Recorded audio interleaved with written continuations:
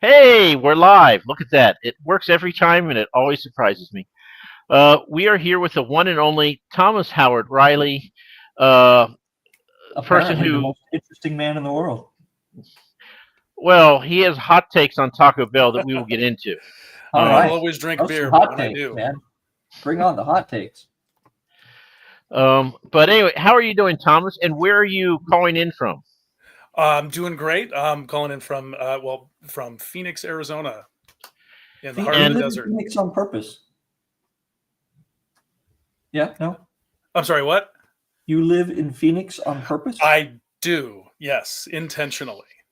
Wow.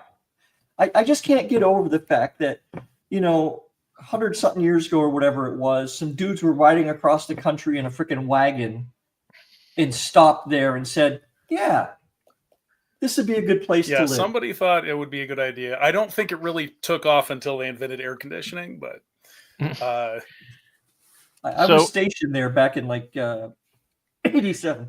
Um, oh, no and kidding. yeah, I asked to be stationed in New England, so they sent me to Phoenix. Um, yeah, I couldn't get out of there fast enough. It depends on what time of year you're here. It's the summer months are not great. so I always tell people the last two times that my company ever sent me to talk to customers, they sent me to Minneapolis in January and Phoenix in July. That's just rude. That's just rude, Mike. Yeah, but you also Somebody got had to it out for you, man. pair that he went to a place to talk about hair care products. Yeah, and now I'm a character in EL's novella because of it, thanks to the Mike of the Peeling Head story. So yeah. It was Well, So hey, destiny. Lucas Clay, I'm not saying anything about your daughter. Nothing but love for the people in Phoenix for being able to live there. Just, I was being told to take the grass out of the rocks, which as someone from New England is a very, very wrong thing to do. I thought maybe if we watered the rocks more, the grass would grow and we can get rid of the rocks. But no, Yeah, not my cup it's of been tea. abnormally rainy this year. We've been getting a lot of unseasonal humidity toward the end of summer, so it's been hold hot on. and humid at the same time. When you say humidity, what level of humidity do we have here? Is it like 12%. 30%? Oh no, 60 to 80 All uh, right. with Uh, temperatures in the 90s and hundreds. Yeah, that's It's miserable. been okay, rough. that I'm sucks. acclimated at this point. I'm acclimated to the dry heat. Some people say that yeah, it's a dry heat, but uh, what good is a dry heat if you're baking? Once it's hot enough, you're baking in the oven, no matter how Right. dry it is. Fair enough. But I'm pretty acclimated to the dry weather. I am not acclimated to humidity at all. Can't survive. Nobody is. I've I been don't care pretty what they say. miserable. The dry thing is pretty funny though, because I was in Saudi Arabia a couple times in the summer. Mhm. And it's like to dry heat my ass. I don't It care. It's still 120 something. to get our climate is the only. I think that you'd have to go to either Saudi Arabia or to Baghdad to have find the same exact climate that we Oh, have here. So a lot two of fun. places not on my list. There are a couple That's of fair. nice things about Phoenix though. You never have to shovel Cruising down the snow. Salt River, that's a good time, right? Oh, yep. You I've been down the salt make a before. 2-liter bottle of Jack and Coke and just let yourself drift for a few hours. That's And my idea of a good drive-through time. liquor stores. I Yes. never, Yep. only place I've ever seen a drive-through liquor store. It's like this is just fantastic. Oh, We are widely regarded as the most convenient city, the most well planned one. Yeah. Since we're pretty much the only big city that didn't get big until after cars were already invented. So we design like the layout of our streets are designed with cars in mind. So grids. everything, yeah, it's a very well thought out grid system here. But So at least you have there's that that. one So diagonal while road though, I'm don't you? burning alive and the soles of my shoes are sticking to the asphalt in the middle of July, I can remind myself how lucky I am that we have a grid system. But you have a diagonal road going across it all, don't you? We do, yeah. Actually, that's left over from when from the pioneer days. That was the road that went up to the gold mine. Oh, okay. Okay, one And more so question about they Phoenix. paved that one first, and then as the city expanded around it, so now we have these all along that road. We have these disastrous 6-direction intersections, Nice. which I avoid at all costs. You should just put in a series of roundabouts. Yeah. Okay. I mean, the city's big enough that I never go near that. I've never been near that road more than a couple of times. So I live about 20 miles away from that road, but still in the same city, which is, weird for a lot of people. Okay, so I got one question, and then I won't ask any more questions about Phoenix. When I was there, Luke Air Force Base was still about 10 to 12 miles away from the city. You would have to drive through nothing to get to it. I understand that's not the case anymore. No, there's suburbs right up to the perimeter now. Yeah. Yeah. Okay. There was a retirement community that lived right off the end of the run, and they would always call us up and complain about the noise. It's like, well, you Yeah, bought a house they're at the still end of the there. runway. Yep. What were you thinking? Okay. Do you Yeah, not I have any see it a lot. sympathy for the old people, Ro? Yes, it Yeah. was. So it has grown a lot. Then that's good. Yeah. So Oh, yeah, we absolutely. we don't really have full 4 seasons here. We just have summer and winter. We have a lot of cats. I have some indoor cats and some outdoor cats, and so during the summer I have to fill jugs with like water and freeze it to make ice jugs, and I take them out to their pads so that I can they can get air conditioning basically. The condensation will evaporate off of the pads, and that kind of cools them in the summer. And this year, the day that I was able to stop doing that, which is right around mid-90s, is when I stopped taking them out there. The 2 days later, I had to start turning on their heat pads because the lows started getting down into the 40s and 50s. So it's wild. 40s and 50s. I'm sorry. That tickles me a bit, Thomas. Mhm. 50s is not cold, my friend. No, I mean it is for them, but yeah, No, the lowest cats are the good. lowest I think it's ever gotten was about upper teens. There was one year we had a particularly heavy cold snap with a lot of ice where it got into the teens, but it's also weird. You never know what to wear here because the difference between low and high, because we are such a dry climate, is usually about 30 degrees. So you could wake up in the morning and it could be 30, and then by the afternoon it could be mid 60s, and so all your heavy coats and everything and gloves are useless. That's what it was here this morning. It was 39 when I woke up, and it was like 62 when I got home.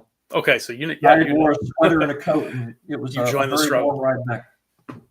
So I always tell people at work I don't wear a coat unless it's below freezing. So I would not even need a coat, most likely in Phoenix. Probably not. Probably almost never. You would need a hat, though. Yeah, definitely. It is very on brand dad of me to talk about the weather this much, because my wife always tells me that once my kids were born, suddenly I talk about the weather all the time. So I'm living up to the stereotype right now. So Thomas, let's at least mention that you have books. I write books. Yes. Nice. As a matter of fact, I have, yes, there's the most recent one. That's my novelette. My attempt at writing a short story that got way too long, so I had to make it a novelette. Is that in Spiffbo by any chance? No, it was too short for Sphinx. Okay. And then we Break Immortal. That's my big chonker. That's also my favorite cover of my book so far to date. That one is well, you can see it right here. It's about that big. How many pages? In physical form, it's 770. Okay, disqualified. How many words is the bigger question there, Thomas? How many words? About 310,000. Oh my goodness! About right in there. Okay. Yeah. Okay then. Then we have The Monsters We Feed. Yes, that's a standalone that I wrote. That one, once again, I tried to write a novella and overshot the 40,000 word mark by about 70,000 words. Okay. So I was calling it a novella, and then I ended up having to call it not a novella because it was way too long. But this is my I had challenged myself to write a medieval fantasy noir about sorcerer serial killers, and kind of make it in that kind of noir tone of like noir mysteries. Nice. Then we have, which I thought was your most recent, but it apparently is not. It's my most recent full book. Yeah, Oh, Let It Catch okay. Me Bad. Yes, yeah. But yeah, that's that one actually started out as part of the sequel to We Break Immortals, that I ended up breaking off into its own book, because the chapters that I had written for this character to introduce them into the story, the character kind of took over in my mind and wanted to tell her story more than just being an intro to join someone else's story. And so it kind of just took off from there. And I decided to go ahead and switch her from being introduced as a sequel, a participant in the sequel, to having her own solid book. This one is currently in the BBNYA contest. It's thank you. Yeah, thank you about the covers. This is it's actually a finalist at the moment in Nice. BBNYA. Nice. But yeah, this is my shortest full book. It's about, which is funny to say because it's about the standard length of what normal people consider a book. It's about 70,000 words. But that's incredibly short for me. So why is this? Why the? What is it about your writing style / process / critters in your head that make you write 300,000 words? What's wrong with you, basically? Yes, what is my damage? Well, I always, especially the beginning, I always started out certain, just absolutely certain that I knew exactly how long the books I wrote were going to be. I'm not exactly a detailed plotter. I do try to plot things out and try to, but in a vague way. Like I'll, be like, these characters will then go here and this plot point will come up and then they'll talk about it and we'll see what happens. And then we'll go, I don't like detail the specifics of how a scene will go. I'll just say these characters end up here. They have to do this, discover this, and talk about this. And then the rest of it, I just let come to me in the moment as I'm writing. Yeah. But in the beginning, when I was first working on the first draft of We Break Immortals here, I thought I had done that and measured it out and been like, this is going to be a very easy story to fit into just maybe 2 or 3 books. Like I'll write like a trilogy maybe. And then I kind of planned out how to get to the end. And by the time I started sitting down to write it, I realized that my math was way off on how long it takes to develop things in scenes. I was a very naive new writer at the time. This many years ago, and I was thinking I can introduce a new location, introduce new characters, have a scene, have an action sequence, and then wrap it up with the new knowledge all in a single chapter of an epic fantasy book. And yeah, I know. So, and the second thing is that what started to happen is that as I begin to inhabit the minds of my characters, I start to get more interested in the characters themselves and their relationships than the overall plot points that I set up in the book. Not that the plots become are not interesting, but I start to get a little bit obsessed with getting into the minds of the characters themselves, and then when I start writing out their scenes, they kind of just take over this image that I have of the character in my head. I likened it the other day to like method acting, but to a script that I wrote. Oops. Sorry, I knocked down my microphone.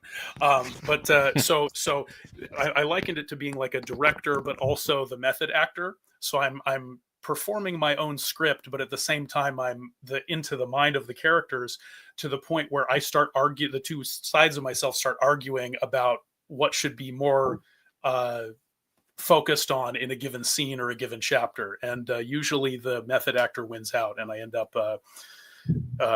writing more about getting into the minds of the characters.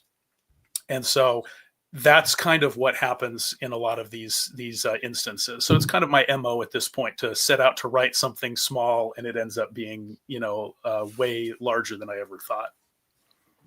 Do you So- get right into like a lot of detail of the world and all that kind of thing? Are you one of those people who? Oh yes, I still describes the do a lot dude of. sliding down the- Mhm. Yeah. I still do a lot of world building, but I prefer in We Break Immortals. I did a lot of world building, of course. Yes, including maps, which I did spend an extensive amount of time. Did you do those maps? I designed the maps, the names, the layouts, and everything, and then I hired I commissioned a fantastic artist, a French cartographer named Thomas Ray, which ironically is almost my exact name. I had stumbled across him on Twitter. I was just scrolling through, because there's cartography Twitter, so I was just scrolling through it years ago at the time, and I have a couple of his maps, because I have the main map. And then also I had each of the little regions kind of like zoomed in on in black and white. So if anybody watching this right now wants to see some of Thomas's maps, just go to his website, which is scrolling there. And you must have 8 or 10. Yes. Yeah. And they're At the all bottom? on just the main, if you scroll down far enough, Yep. they're on the main page of my website, thomashowardriley.com. I hope everybody does love the maps, and all the map lovers appreciate them, because I did spend an absurd amount of time designing the geography of it. I still have my original sketches where I would like cut pieces out with scissors and shift continents around and all kinds of stuff like that. I tend to hyperfixate on certain aspects of things You think? to a certain degree. Yeah.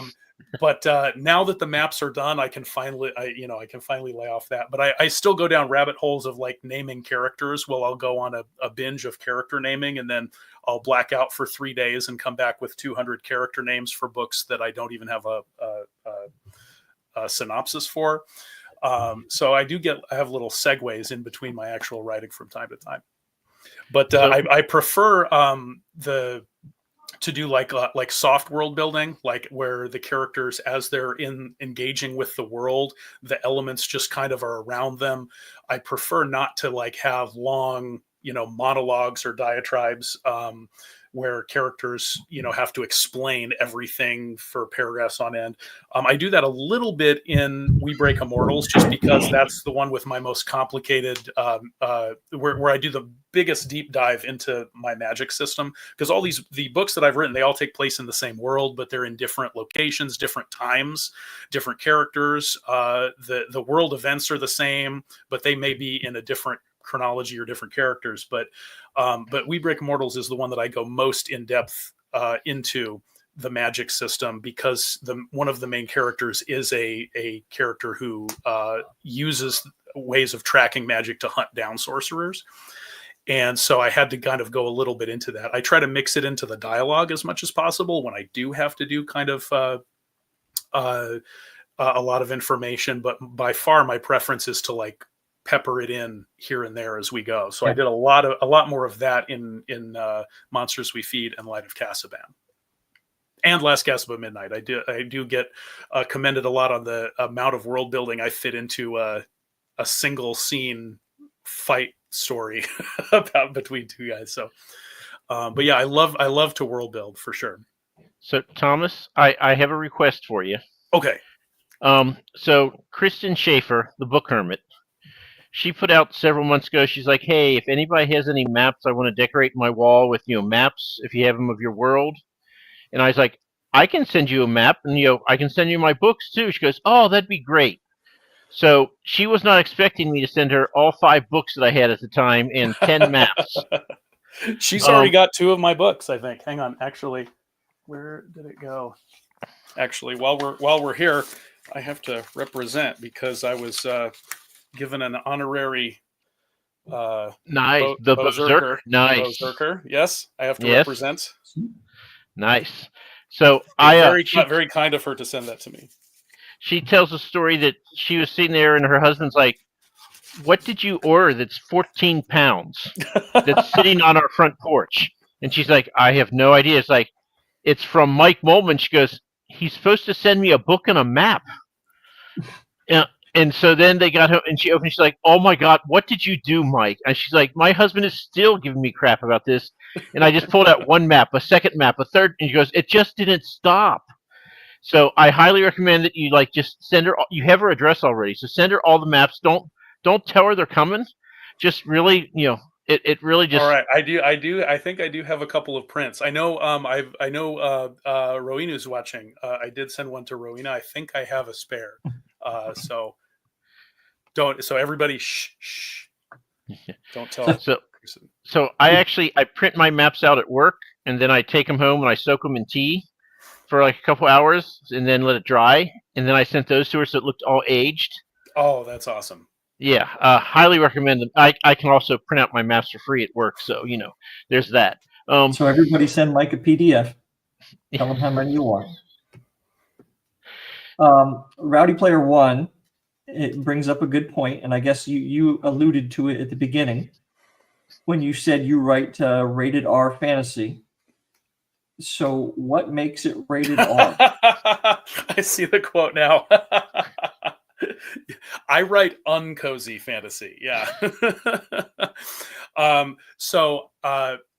Yeah, the variety of fantasy I write, I like to write fantasy with stakes. I like to have I like to get a little violent, a little serious, a little profane. The romantic scenes or unromantic scenes don't always fade to black. So it's kind of not, but I wouldn't really consider it to be strictly grimdark because it's not always a completely bleak outlook, or and I feel like it usually, to have that moniker, you have to have kind of an overarching bleak theme, and I don't really tend to have that in my stories. They can get very dark, but I don't consider them fully grimdark. Most people, when I used to tell them that I wrote grimdark, they were very disappointed and said it doesn't exactly fit to that. But then there are a lot of people who are high fantasy fans that say, no, this is definitely grimdark. This is very, there's a lot of very dark moments in these books. So I kind of wrestled for a long time about what to call my books, because at a certain point you have to be able to market yourself. And wait, I had to find a short, brief way to say not exactly high fantasy, but not exactly grimdark. And so I settled on rated R, because that's kind of the movies that you've seen that are anything in that category. They're rated R comedies, rated R thrillers, rated R action movies, and my books kind of tend to contain a lot of those elements all kind of jumbled in. That sounds so cathartic to write, because I mean it's a sword and sorcery story, right? So a fool's going to die. We all get that. But so often I've been writing, and what the character would really say would be just like filth flarn, filth flarn, right? Yeah. And you can't do that, really. And it would be really nice to be able to. So I like your rated R version of fantasy. I think that might have to be explored one day. See, Ro, I told you were going to like his books. A ranger with Tourette's.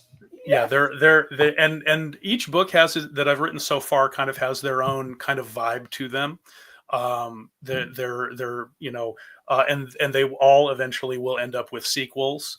I'm just wrapping up the last new start to a new series now, and I'm almost done with a sequel to We Break Immortals. And I'm also working on a sequel to Light of Casaban, as well as some other stories. So the stories will each go on. You're doing all that at the same time? Yeah, kind of jumping around. Yeah, when one book goes off to a proofreader, I start working on the next book. Working on them simultaneously. Sometimes, it depends. There are moments where I get really fed up with a story I'm working on and need a break, so I can come back and not see the forest for the trees. But most of the time, I'm pretty good at focusing on one book at a time until that book has to go off to some other step in the process, and then my mind goes crazy immediately. So I have to start working on something else in the meantime. But I do have a lot of stuff lined up for this year. The past 2 years have been very slow for me because of just life considerations, health, family. I have two young kids who are very energetic and really like having me around, spending a lot of time with me. So they take up a lot of time. So for the last 2 years, it's kind of been that. But they're starting to ease up on their poor old man now. So I have a little bit more time here and there throughout the day where they give me a break so I can get some writing done. How old are they? 2 and 5. Oh, yeah. Yeah, if you think you have a break now, enjoy it while you can. So we're having a lot of fun. So, but like I always tell people that my body is exhausted and my mind is scrambled, but my heart is full. So I'm having a great time with them, Yeah, there you go. and finding time to write where I can. But I have a lot of things coming up on that I'm very, very positive feeling about getting published very soon. And it's a lot of word count, so it may seem like a surprise, but some of these books are things that I've been working on for the past 3 years that are just finally all coming to fruition at the same time, just as the way things have shaken out. So, but yeah, so I'm looking forward to that a lot. Do you have a regular job that you go to, or do you get to? I do. I work full time. Yep. Oh, yeah. What do you do? So I work in an office and I work a remote office job now for the last I want to say 9 years. Work remote, but I just do just office work for an insurance company. Nice. You get to do it from home. Mm-hmm. Excellent. Yeah. Well, I mean, excellent. It's got its good points and its bad points. Right? Well, it works for me because when I work in a physical space, trying to do office work, there's just so much people say there's distraction at home. They've never worked in an office, because I've never been more distracted than when I worked in an office together with people. Every day, 20 people stopping by, water cooler talk, people trying to monopolize your time. So I actually prefer the solitude. Like me. So yeah, you're being too nice and friendly. You got a friendly vibe going. You got a. Ro, he's one of the cool kids in high school. I save my. I wouldn't say that. Go that far, Mike. He's a fantasy author. Surely he was a cool kid in high school. So, but yeah, no, I prefer, that lends to writing too, because writing is to a large degree a very pursuit that requires a lot of solitude as well, and a lot of alone time without a lot of distraction. So I think I was kind of just cut out for that position. I know there are some people that can't stand it, but I'm fine with it. Yeah, I was going to say, I tried working from home, and I'm like, you know what? I'll go sit in this chair. It's more comfortable. You know what? I'll go check the internet. You know what? I'll go fix me something. And I got nothing done. So I absolutely have to go in the office, because I will get nothing done here. I'll start writing instead, because that's much more interesting. I'm very good at compartmentalizing aspects of things. Like I have a separate space that I only use that is only for work, and then my spaces for writing are different areas, like geographically in my house, so I can kind of wall off that mentally, so that when I'm although I do sometimes try to, if I have a few seconds to spare here and there, I'll try to write a sentence or two, but most of my writing happens at night now, after my kids are asleep, because I can't do early mornings, but that's when most of my writing occurs. I admire the people who. Can you all hear that noise from this place? Yeah. See, I live in a basement apartment, and the people who I rent from have several young children. Oh, yep, hear it. That's what the banging around is up there. I think they just listen for me and find out where I am, and then just bang up and down in that spot. I tune out the sounds of kids at this point, so I'm so used to it. Well, within your kids, you can What's do it. that when scene somebody from the else is Blues busy. Brothers where how often does the train go by? So often you won't even notice. That's kind of how kids shrieking and screaming and running around banging on things throughout the house is kind of like just background noise to me at this point. You know, there's and this is a real doctor thing. As you age a little bit, you're going to probably lose a little bit of hearing, right? And a lot of people lose their hearing in a certain frequency range. And I swear to God that they told me this, and it's true. They said that frequency range is the reason you're always saying what to people, but not everybody, is because that's where kids and women generally talk, is within that range. In that range? Oh, good grief. So like, you will become deaf to that, quite literally, in about 5 to 8 more years. Soon. I'm almost there. We're working on it. You got that going for you, which is nice. Yep. Hey, we wanted to touch on 2 topics that have nothing to do with your books, but are important for one reason or another.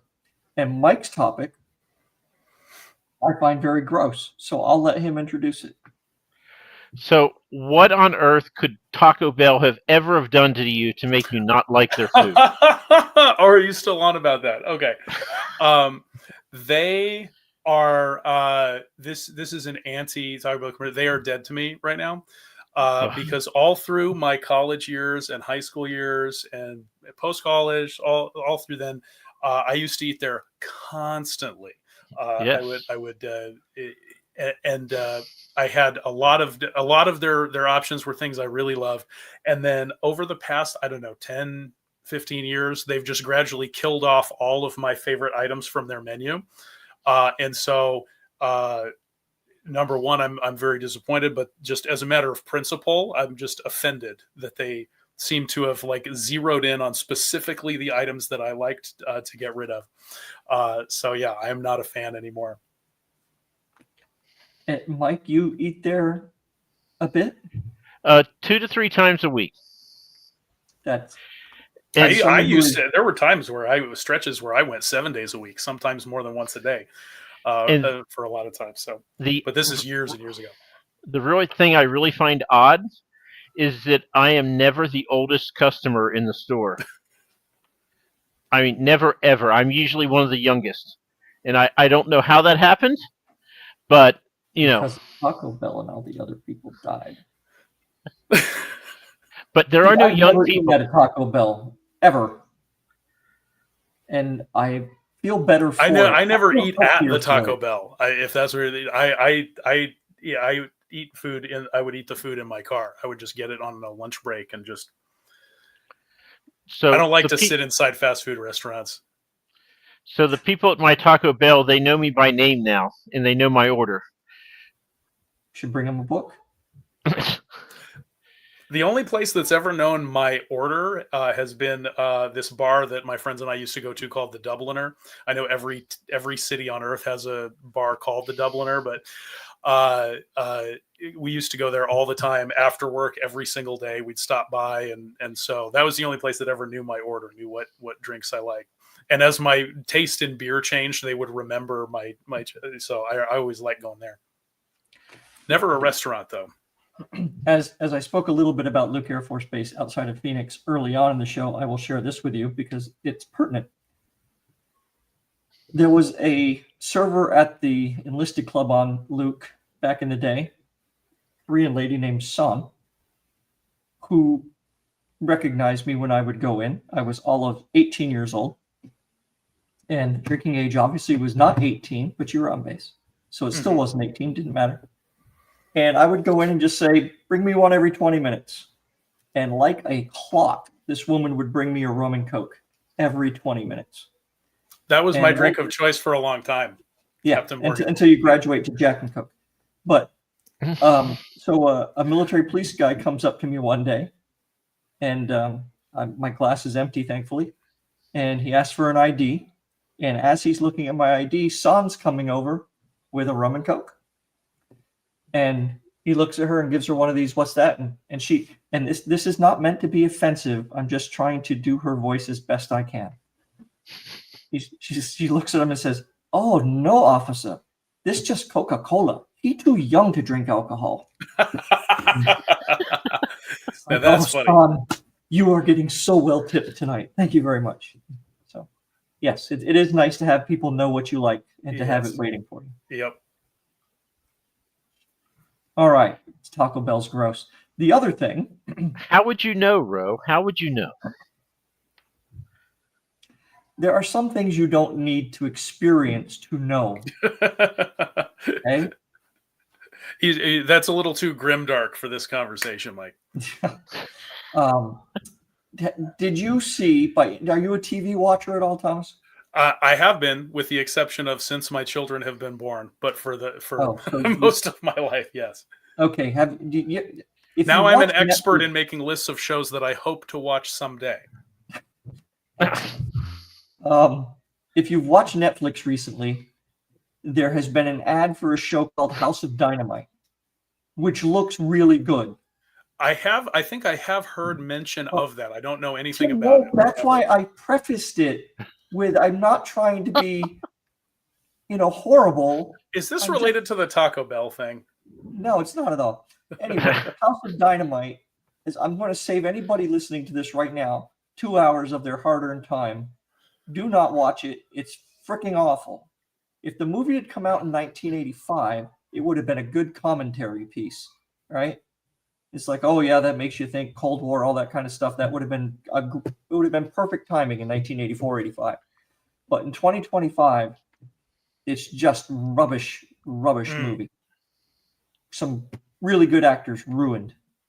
So if someone was going to take that's the worst. That's the worst. Taking good actors and putting them in terrible films. If someone was going to take one of your books and turn it into a movie, what is your fear of how they would ruin it? Oh God, that's a good question. They'd make it cozy. Yeah, that's probably it. They'd make it too sweet. It's a PG. PG-13. Yeah. Yeah, they'd probably try to take a little bit of the edge off. But I don't know. It'd be very hard for someone to get the tone just right for me. But you never know. I have seen some adaptations of some books that really land very well and that do a good job. But yeah, I would be worried that they would. I would say I think toning down the darkness would be like my secondary worry. My main worry would be that they would just make it dumb. They would just make it overly simplistic, Hollywood it up and not put in any of the nuance or the character development and just take the easy, sloppy way out. That would probably be the worst for me. If somebody tried to make it and made it a little bit less dark, I guess I could live with it. But if somebody just made it look dumb to me, I think that would be my worst fear. So, because I've seen some adaptations of some books that just hurt to watch and make me feel sad for people who have never experienced that book, having this be their first introduction to that story. I'm not going to name any names. Name. But I have seen some over the years that have not ended up that way, and that would be my worst fear, is that they wouldn't get a good interpretation of the story. At least if you read the book first, you know what the story is, and then you see the adaptation, you can go, oh, well, this is just an adaptation. I can separate that from my love of the book. But if your first intro to it is the movie, it's a lot harder to do. Come on, give us a Lord of the Rings, The Hobbit. No, Lord of the Rings not Lord of the Rings. There were some parts of The Hobbit that I was the trilogy that I was disappointed in. But there have been the Wheel of Time is one. Just a very recent one that I can think of. But there have been plenty over the years that people have messed up. So, public service announcement for authors here. I was once in an authors convention, and the guy who wrote 3 Days of the Condor movie came out in 1975. But I've anyway, seen that movie. I've seen it. The Robert Redford, said, right?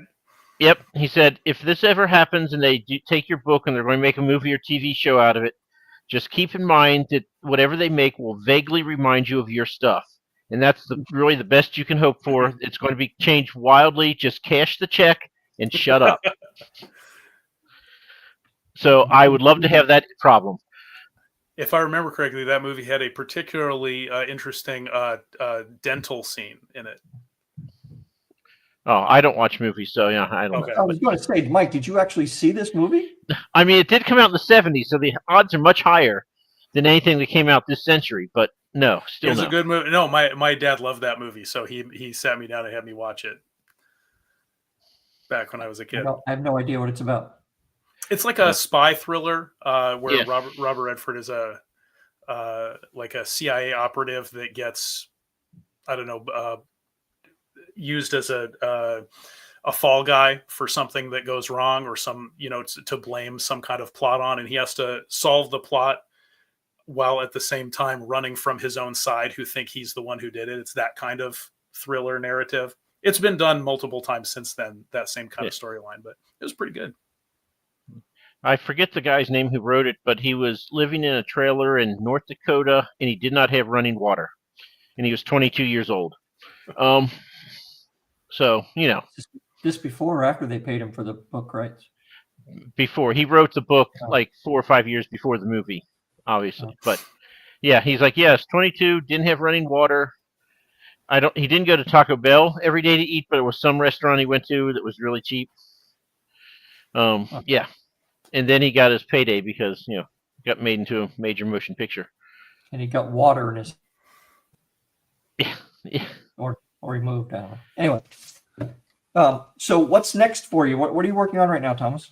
So right now, the project that I'm close to wrapping is called a book called The Heroes We Never Were, which is going to be a much thicker book, a lot closer to We Break Immortals than to my other books, but not quite that big.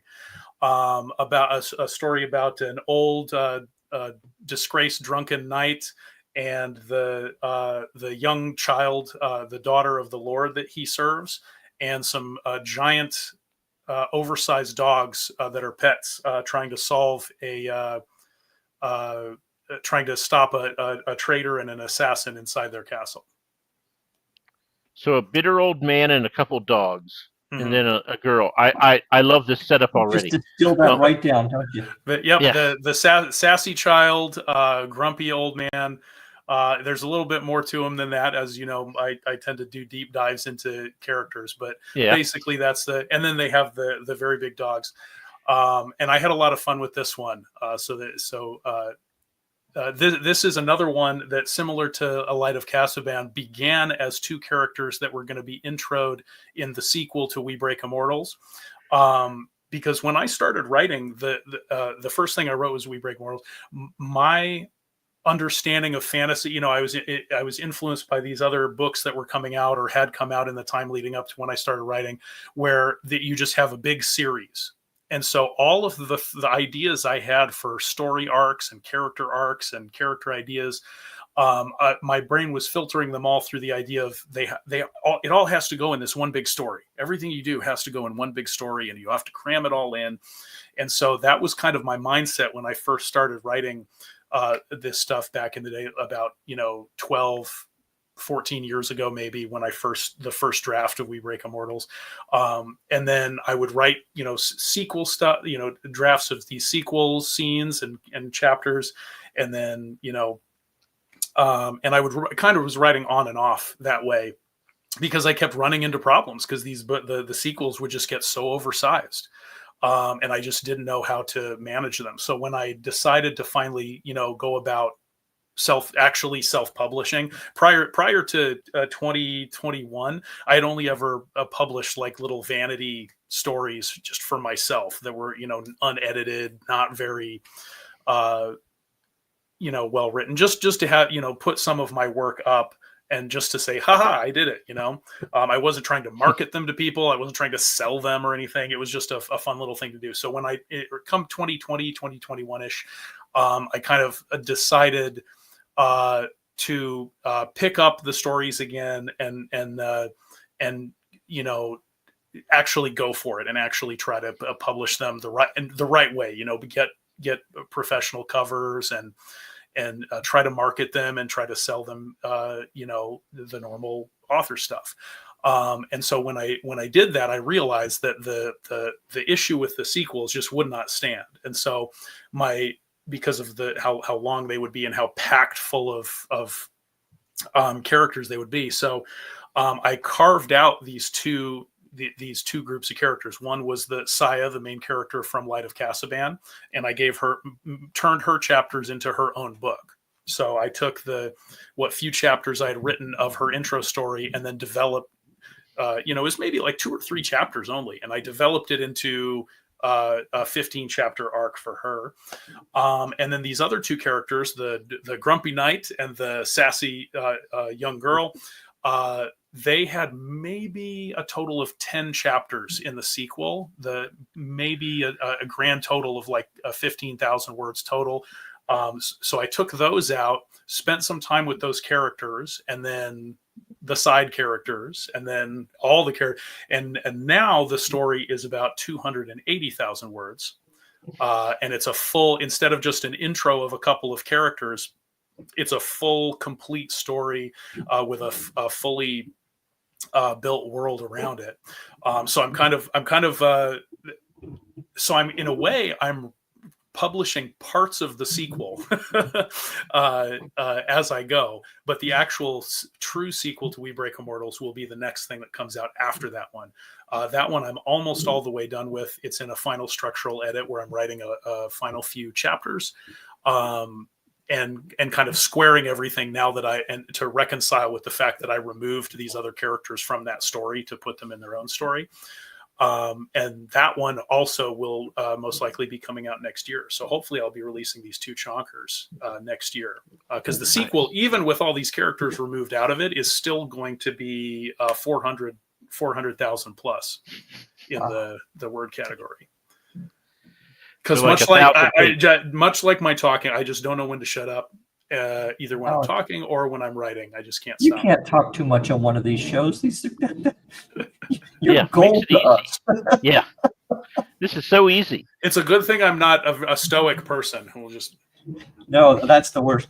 I do want to apologize if anybody has seen me do this and think I'm rolling my eyes. That's not the case. I have a TV up here and my little bitty laptop down here, and it's the laptop camera, and every now and then I look up to the bigger screen to see something. So I'm not rolling my eyes. It's just me looking up. Mm-hmm. Sure. No, really. And now I thought I got to forget one thing I'm going to say every time. So That's okay. It's time for my other question I ask everybody. Oh, yeah, good. Okay, Thomas, have you seen the show before? Yes, I have. So you know what this question is. You're going down that diagonal street in Phoenix. You are on a saddle. Is this saddle on a T-Rex or is it on a Griffin, and why? I've thought of this question before, and I thought that I had a good answer. I feel like maybe it would be fun to be on the Griffin just because you could fly, but there's a lot to be said about a T-Rex. Have you heard of Icarus? In Phoenix, because the air you're getting blowing across your face is like a freaking hairdryer. Yeah, it's a sandstorm. I mean, you're That's getting true. exfoliated as you go. The T-Rex dung is probably going to be exacerbated by the heat as well. So I guess it would depend on what time of year. Yeah, you're walking past, that you can just leave that for the pedestrians and the other drivers who don't know how to drive. I'm a road rager, so this is why I always choose the T-Rex. So what we're hearing, Thomas, so you can step on them. I used to get pretty frustrated with traffic, but one day I decided I just don't care, and now I'm so happy. Yeah, that's never happened. I just had a switch in my mind where I was like, I don't have to be upset by this. I can just let this. I categorize traffic and people, driving badly, as like a form of weather and just something I have to deal with in an impersonal way. And it stopped bothering me. Also, I stopped caring if I got anywhere on time. That's another thing I did. It just makes life so much easier when you can slow everything down, especially when life is so full of everything competing for your attention and trying to drain every second out of you, trying to drain every ounce of emotion and outrage out of you. It's good to be able to take a moment and not be ticked off by something. So, okay, I do have a counterpoint for you, though. Before you do, yes. Let's just take a moment to realize that was the most well-adjusted piece of talking that's ever happened on this show. And that's why I have a counterpoint. Well, let's just enjoy it for a minute, Mike. Well, see, I take all of my unhinged thoughts and spooling rage and evil, and then I push them out into books, and then that way I can always be smiling. So I would say this: if you road rage, it's going to get your blood pressure up. So it's like exercising, but you're sitting down the whole time. This is also why I drink a lot of caffeine. Again, heart races, I don't have to sweat. It's a 1-for-1 replacement for exercise. That's what I'm going. I have 2 little kids that I have to chase around all day, so exercise is not something I'm missing out on at the moment, at least. That's right. So what's your favorite? Do you make up swear words, or do you just go with the old standbys in your book? I do a combination of both. The Heroes We Never Were is pretty standard fare for profanity. But for Light of Casban, and I invented some swear words that were into the in-world swear words. And for We Break Immortals, I do a little bit of both. I invented a couple of swear words, and one of the main characters is very fond of using them because of how outrageous their definitions are of the swear words. So I like to do a combination if I can. Do you have one that would be equitable to the C word in America?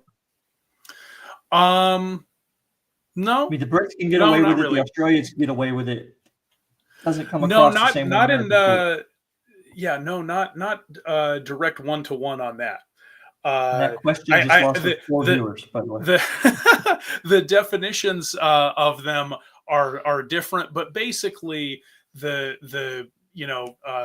shit, those what stand-ins for those kinds of words, but taken from different words of different definitions. Because they're in the north part of the world on my world map. There was a kingdom, or I guess a decaying empire, but it used to be a huge, all-encompassing empire that parts of the world that are now free societies used to be colonies of, or provinces of. And so but it's been hundreds of years since they were part of it, but they retain some of the words from that language, particular, and that's where the profanity comes from. So it's like leftover words from that were profane in that language. But yeah, I won't go into the definitions, but they can be pretty gross. All right, so at least the reader knows what they're going on about. Yes, yeah. One of my characters, Corin the Magnificent in We Break Immortals, he goes into great detail to make sure that the reader understands the definitions of the swear words that he uses throughout the book. And I intend to retain that for each of the sequels of We Break Immortals, where he'll have an introduction to swear words in some. I'll make it in a unique fashion each book, but they'll always be there. Is there any thought that you've had about making a book that you could read to your kids at night?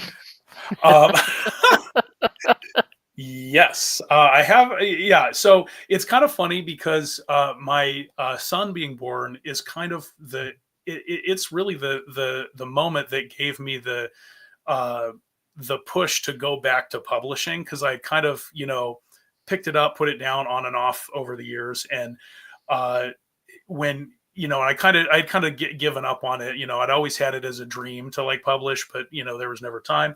And when he was born, I kind of had this shift in my thinking that how can I look my child in the eyes and say, follow your dreams, when I just put my dreams on a shelf, and so it kind of inspired me to go through and finally redo We Break Immortals, and it kind of clicked in my head how to solve the problems in the story that had been keeping me from seeing it through.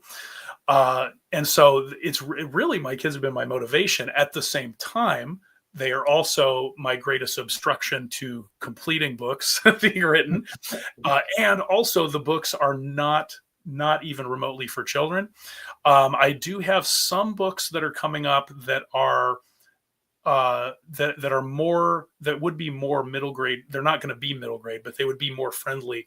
When I grew up as a kid, there wasn't middle grade. I just, when I was 9, my mom just gave me Lord of the Rings and said, "Here you go. Here's Lord of the Rings, Dune, Foundation, Dragonlance, Forgotten All the big books. Here. Just go with that." And so, Go away for the summer. Yeah. So So I just got all of that. So to me, I didn't really have an experience of reading middle grade books with I read like Bunnicula and like little kids. I went right from little, books of that are for kids right to Lord of the Rings. So, but I have some books that are coming up that may be a little bit slightly teensy bit less on the dark side that may be more for my kids. But so far, at least We Break Mortals and Monsters We Feed, I don't want my kids to read until they're like 18. Maybe Light of Casablanca. I mean, it's a dark story, so probably not that one until they're older either. I think so far the one that would be most child friendly, oddly enough, is Last Gasp of Midnight, which is about two warriors, the last 2 warriors left on a battlefield, surrounded by their dead comrades, the last 2 guys one from each side fighting to the death. That actually is probably the most kid friendly that I have so far. You have a scenario where there's only 2 guys left in 2 competing armies? Correct. And they decide to slug it out anyway? Correct. Okay. So that's it goes from there, and it gets pretty it seems counterintuitive, but it gets pretty emotional. And it's kind of like a little miniature 3-act thing stretched throughout this fight of these 2 characters fighting each other and conversing with each other. Because as the fight goes on, they have to take breaks because of wounds and exhaustion, and so they fight, converse in this throughout this process, and then there's a little bit of a Greek tragedy wrapped up at the end as well of the story. So I really tried to pack a punch in this tiny little novelette. You're a beautiful swordman. It would be a shame to kill you. Yeah, correct. Yes, it's like a very dark, tragic version of the duel from Princess Bride. Yeah. So I have a question for you. When your kids are 18 and they're reading your books, do you think they're going to tell you they're reading their books, or you think they're just going to like sneak it and see what was Dad thinking?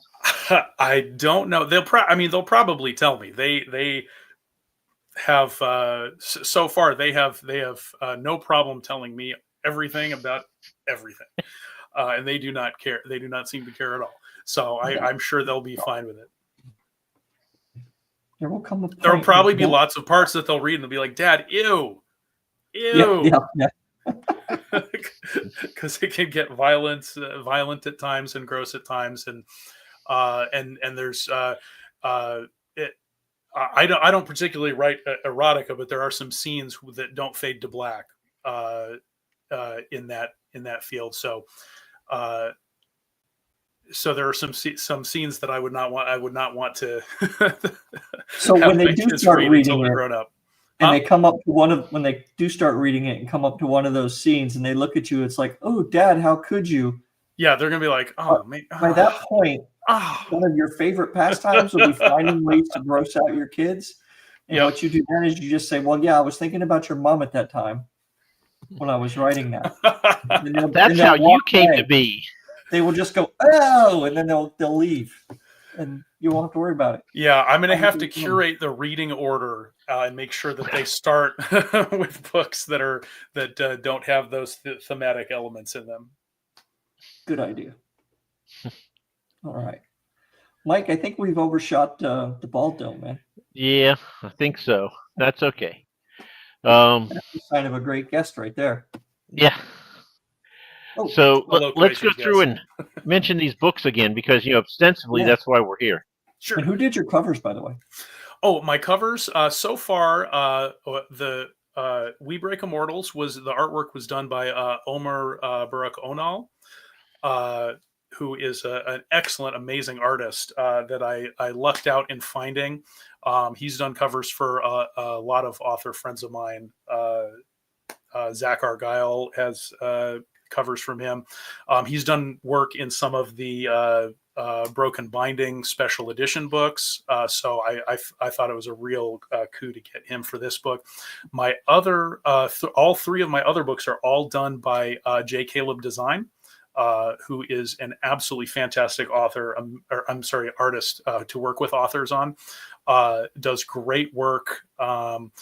For Last Guess, for all three of his books, I basically gave him kind of the idea I was thinking of, and he came back with the first thing he came back with was what you see here in almost Nice. in all three of these cases. On the first one, on the Monsters We Feed, I asked for a second or he asked if I wanted him to do a second version just to see, and he came up with a mock-up of an alternate version. I said, nope, the original one is good to go. Like we spend most of our time hemming and hawing about the placement of the title on that. Like he'll come back with a perfect piece of art for me, and then we'll just spend like the next like 7 or 8 emails back and forth just arguing about, or not arguing, but like discussing how high the E should be or how far to over this side it should be. So he's just fantastic. He obviously knows what he's doing really well, because like this one here, The Monsters We Feed, is a very atypical kind of typography for a fantasy book. Right. But it works really well with that imagery. Right, and it fits too because it's that story is inspired by like noir, so it's very like corrupt underworld, underbelly, and in that story there's a section of the city that the main character lives in that is kind of its own character. It's like this big maze of tenements and abandoned forts and shanties built up, where it's kind of like, and tunnels and drainage, and it's kind of like a maze. Like a city within a city, like this slum area, and so he really captured that vibe just so perfectly in that image. Yeah, I was really happy with the way that turned out. And Light of Casaban too. I gave him kind of the idea of what I was thinking about, and a synopsis of the story, and he just came right back with that right out of the gate. That's my personal favorite of all your covers. I would recommend him to anybody. He is absolutely fantastic. I actually have a couple more covers for some other smaller books, the ones that I was talking about that I'm going to be working on when I have downtime after I'm done with this sequel stuff.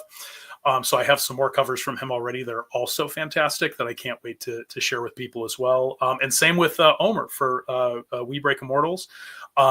That one was a lot more back and forth because I kind of on that one, I kind of did the cover, like the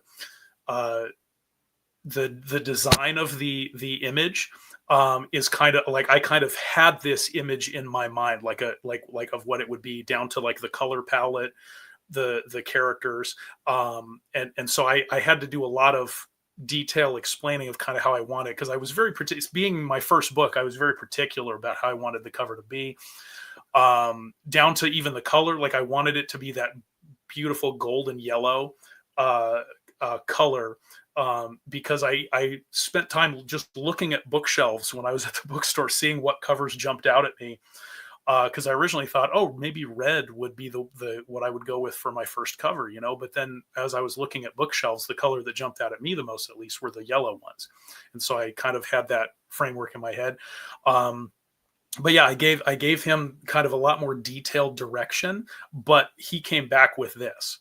And then from there, it was just tweaking the little details. So it was a lot more of me describing it at the beginning, but still he came back with this without me having to do much notes. Again, just little tweaks in the image. It was all it took. So I'd recommend either of those authors. I've just had nothing but great times working with them. And I have a cover. He actually has done the cover for the sequel to We Break Immortals. I already have the art for that. So when I'm sometime in this next few months, we'll be doing a cover reveal for that one as well as the Heroes We Never Were. Nice. Outstanding. All right. Well, Mr. Riley, I know it's only out there about 6 p.m. Let's see where. It's about 5 where I'm at. 5. Okay. We don't do daylight saving, so right now we're equivalent to Pacific time right now until a week and a half from now, or until this weekend. Then we switch back to being part of Mountain Time. The whole world shifts around us, and so we just we never have to change our own clocks, but anything we have to deal with other time zones gets funny, and we have to constantly be on our toes about it. Maybe one day we won't have to change ours either. Yeah, you can only hope. It's really nice not to have to worry about changing your clocks. I saw something this week that I thought was probably the best analogy I've ever seen. And if you're young enough, you won't get this, but if you're old enough, I think you'll agree.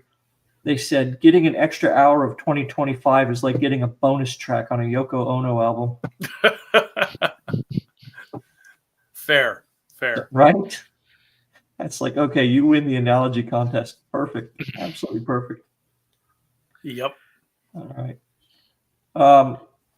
Well, Thomas, thank you very much. We appreciate you being here. Thank you for having me. Yeah, it's been fantastic. Everybody who joined us, thank you. Thank you for listening to me ramble, hopefully mostly coherently. I think it was if they watch our show, then they're not expecting that anyway. The bar's not very high. Okay. I think we are back tomorrow night, Mike. Tomorrow at 8:00 with Ben 8 Shinkman. o'clock. 8:00. Who the hell agreed to 8 o'clock? The guy who schedules, who I really think we should fire. I think, oh man, that guy. It's a book launch for Ben, so. Okay. All right. Well, we'll let him. Ben Schenkman. Congratulations, Ben.